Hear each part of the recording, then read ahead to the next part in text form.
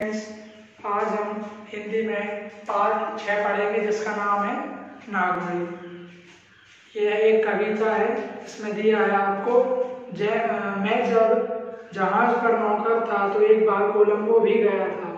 बहुत दिनों से वहाँ जाने का मन था, रावण की लंकापुरी देखने के लिए। कोलकाता से 7 दिन जहाज कोलंबो पहुंचा। मेरा एक दोस्त वहीं किसी कारखाने में नौकर था।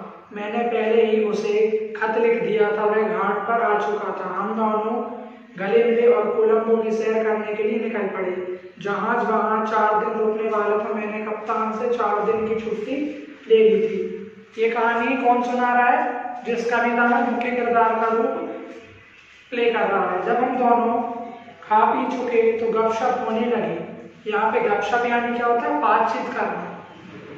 वहाँ केसी और मोती की बात छिड़ गई। मेरे दोस्त ने कहा, ये सब चीजें तो यहाँ समुद्र से निकलती ही हैं और आसानी से मिल जाएंगी, मगर मैं तुम्हें एक ऐसी चीज दूंगा जो शायद तुमने कभी ना देखी हो। हाँ, उनके बारे में किताबों में जरूर पढ़ा होगा। ये किसको बता रहा है? ये व्यक्ति जो कि एक जहाज में काम करता था, वो अपने मित्र को बता रहा है।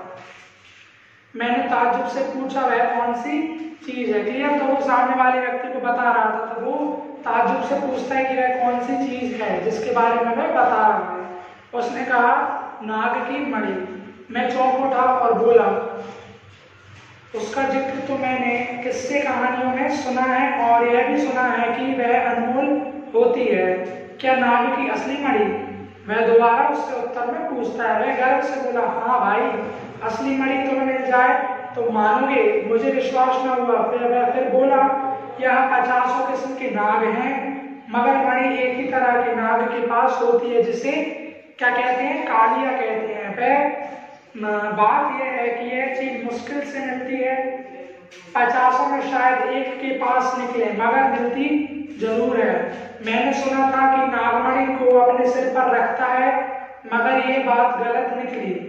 मेरे दोस्त ने कहा, यह चीज उसके मुंह में होती है।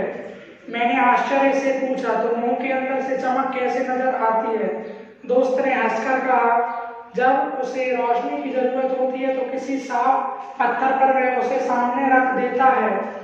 उस वक्त जरा भी खटका हो तो वह उसे झट से मुंह में दबाकर भाग जाता है। उसकी आदत है कि जहां एक बार यह मणि को निकालता है वहीं बार बार आता है। कि ये नागमणि के बारे में बता रहा है, जो कि 50 नाग में से एक नाग के पास में पाया जाता है। मैं आज ही अपने आदमियों को कह देता हूँ, वे लोग कहीं ना कहीं से जरूर खबर लाएंगे। मीन्स वो अपने क्या बोलता है? अपने दोस्तों से बोल देगा, वे खबर लाएंगे, यानी कि पता कर लेगा कि कहाँ से मिल सकता है। 2 दिन गुजर गए। तीसरे दिन शाम को मेरे दोस्त ने मुझसे कहा, लो भाई, मणि का पता चला।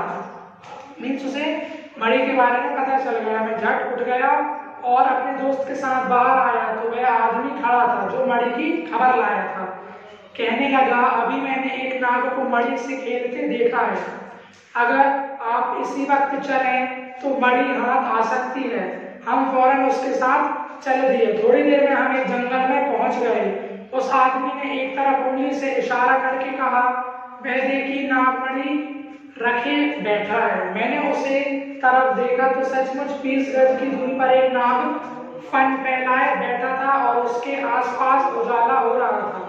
पहले तो मैंने समझा कि शायद जुगनू हो, पर रोशनी ठहरी हुई थी। जुगनू की चमक चंचल होती है, कभी दिखाई देती है, कभी गायब हो जाती है। मैं बहुत देर तक सोचता रहा कि किसी उपाय से मणि हाथ लगे।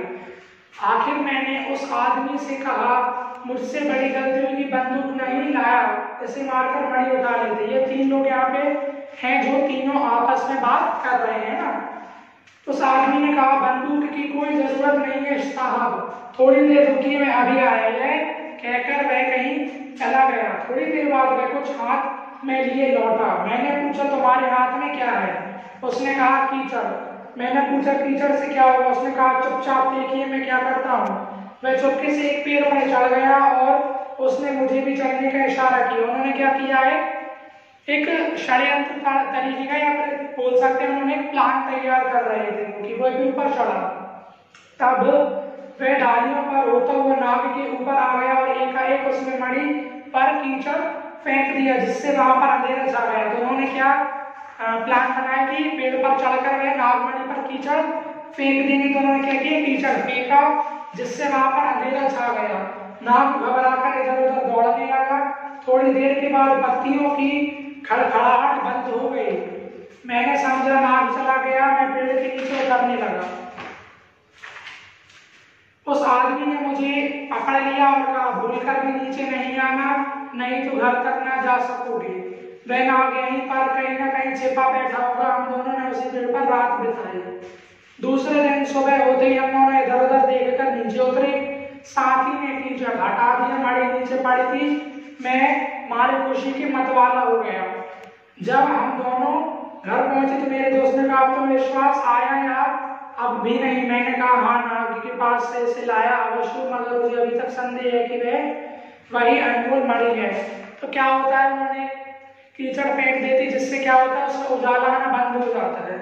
पर वह उसी रात नीचे नहीं उतरते क्योंकि उन्हें डर रहता है कि वो नाग कहीं ना कहीं रात में वहीं छुपा हुआ होगा। तो वे अगले दिन सुबह उस मणि को लेकर वापस घर आते हैं। पर वो उससे पूछता है कि अब तुम्हें यकीन हो गया कि सही में मणि नागमणि पाई जाती? तो वो कहता है कि मुझे अभी भी संदेह है, मीन्स वो श्योर नहीं है कि हाँ वही है। पूछताछ करने पर पता चला कि यह एक किस्म का पत्थर है जो गर्म होकर अंधेरे में चमकने लगता है। जब तक वह ठंडा नहीं होता इसी तरह रोशनी देता है। नागमणि को दिन भर मुंह में रखता है ताकि ये गर्म रहे। रात को वैसे किसी जंगल में निकालता है और इसकी रोशनी में कीड़े मकोड़े पकड़कर खाता है। ये कविता किसके द्वारा थी? मुंशी प्रेमचंद जी द्वारा ये कविता लिखी गई थी। तो आखिर में क्या पता चलता है कि वह एक किस्म का पत्थर रहता है जो कि नाग क्या है, वो उससे कीड़े मकोड़े पकड़कर खाया करता था। तो ये नागमणि की कविता में कुछ नहीं, मणि कोई कुछ नहीं रहती है। क्लियर? इसके साथ आपका रीडिंग कंप्लीट हो जाता है। इस चैप्टर के जो आपको क्वेश्चन आंसर्स और एक्सरसाइजेस है वो आपको ग्रुप में अवेलेबल करा दी जाएंगी। इस चैप्टर से रिलेटेड यदि आपको कोई प्रॉब्लम है तो आप उस ग्रुप में पूछ सकते हो। Okay students, thank you.